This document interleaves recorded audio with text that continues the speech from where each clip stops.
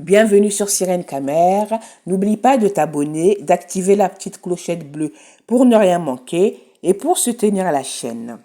Aujourd'hui, je vais vous parler d'une grande dame de la chanson africaine qui n'est plus à présenter. Elle a chanté devant les plus grands.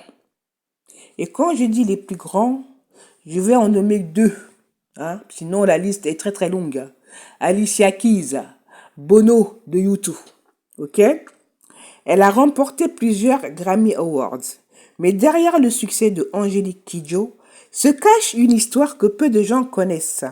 Aujourd'hui, je vais te révéler comment une petite fille du Bénin est devenue une icône mondiale. Une enfance entre tradition et destin.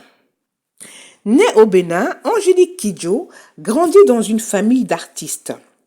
Sa mère est chorégraphe et très tôt, elle monte sur scène. Mais dans un pays marqué par la pression politique, la liberté d'expression devient dangereuse.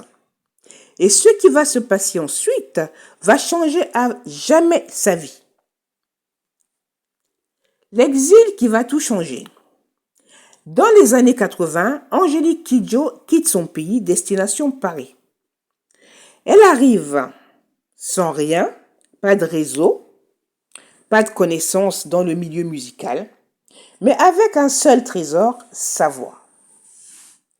Elle mélange les styles afrobeat, jazz, pop, musique traditionnelle, ce qui lui permet de partir à la conquête du monde.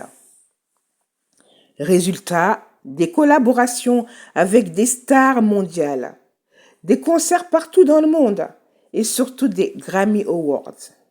Elle ne suit pas les règles, elle les crée. Angélique Kidjo est aussi une femme engagée. Elle se bat pour l'éducation des filles, le droit des femmes, l'Afrique dans le monde. Elle devient même ambassadrice de l'UNICEF. Ce que personne ne dit, malgré son succès, elle est critiquée parfois en Afrique. Jugée trop internationale, là on est entre l'admiration et la polémique. Mais une chose est sûre, elle n'a jamais abandonné ses racines. De Cotonou à la scène mondiale, Angélique Kidjo est bien plus qu'une artiste.